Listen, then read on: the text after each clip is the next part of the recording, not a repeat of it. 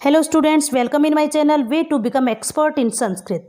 आइए आज के इस वीडियो में हम नेक्स्ट संस्कृत के 10 सेंटेंसेस सोल्व करेंगे। देखिए यहाँ पर फर्स्ट सेंटेंस है, कवियों में कालिदास श्रेष्ठ है। कवियों में कालिदास श्रेष्ठ है। यहाँ कवियों के समूह में से कालिदास को श्रेष्ठ बताया गया है, इसलिए यहाँ पर कवि शब्द जो है वो समूहवाची शब्द जो है उसमें षष्ठी या सप्तमी विभक्ति का प्रयोग हम कर सकते हैं। तो देखिए कवि की षष्ठी या सप्तमी का प्रयोग करेंगे तो क्या होगा, कवि नाम, कवि नाम। यहाँ मैंने षष्ठी विभक्ति बहुवचन का प्रयोग किया है, आप कविसु भी लिख सकते हो, कवि नाम कविसुआ। कालिदास, कालिदासः श्रेष्ठः।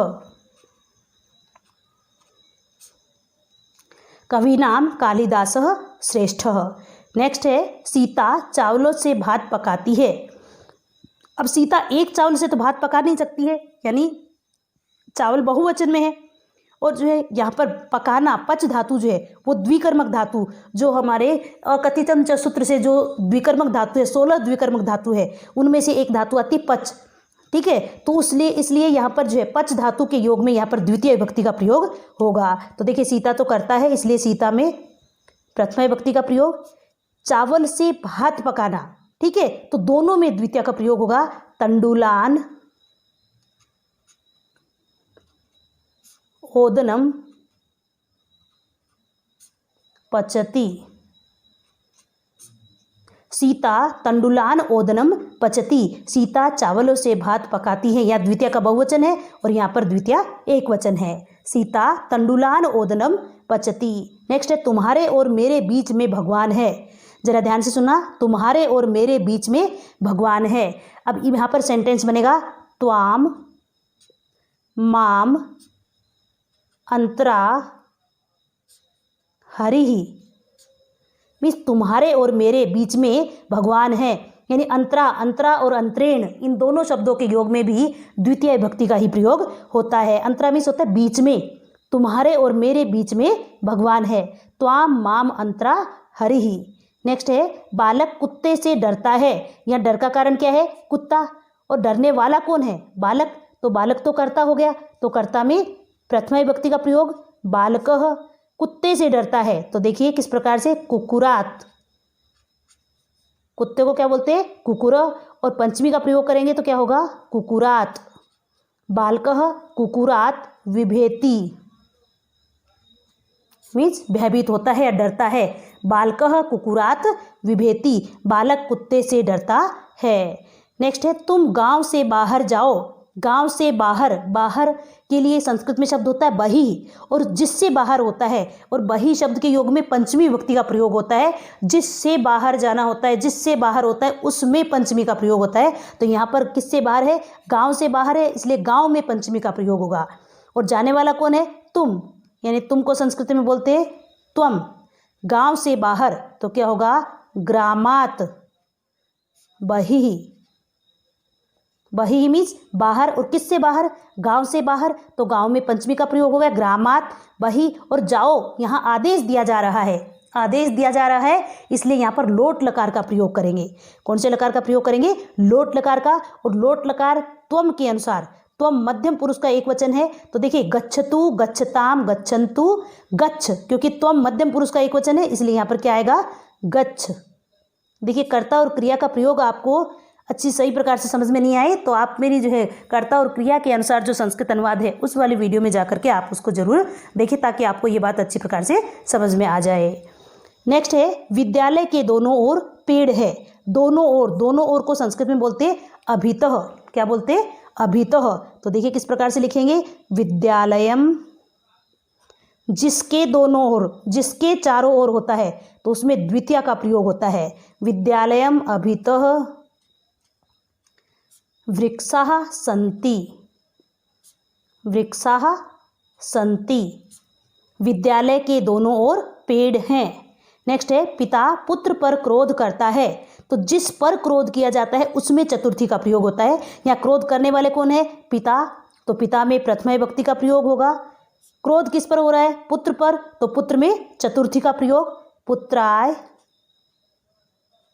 और क्रुद्ध धातु पिता के अनुसार लगेगी तो क्या होगा, क्रुध्यति। पिता पुत्राय क्रुध्यति। क्रोध करने वाला पिता है, कर्ता है, इसलिए कर्ता में प्रथमा का प्रयोग, जिस पर क्रोध किया जाता है उसमें चतुर्थी का प्रयोग, और क्रुद्ध धातु का पिता के कर्ता के अनुसार प्रयोग हो गया, क्योंकि हमारे सिंपल सेंटेंस जो होते हैं, जो हिंदी से संस्कृत में कन्वर्ट करते हैं, उसमें कर्ता के अनुसार ही क्रिया का प्रयोग होता है। जो कर्तृवाच्य के सेंटेंस होते हैं उसमें कर्ता के अनुसार ही क्रिया का प्रयोग होता है। नेक्स्ट है हरि के बिना सुख कहाँ। तो देखिए कैसे बनाएंगे सेंटेंस। हरिम किसके बिना नहीं है सुख, हरि के बिना, तो हरि में द्वितीय विभक्ति का प्रयोग करेंगे। हरिम अंतरेण कुतो सुखम, कुतो सुखम। हरिम मीन्स हरि के, अंतरेण मीन्स बिना।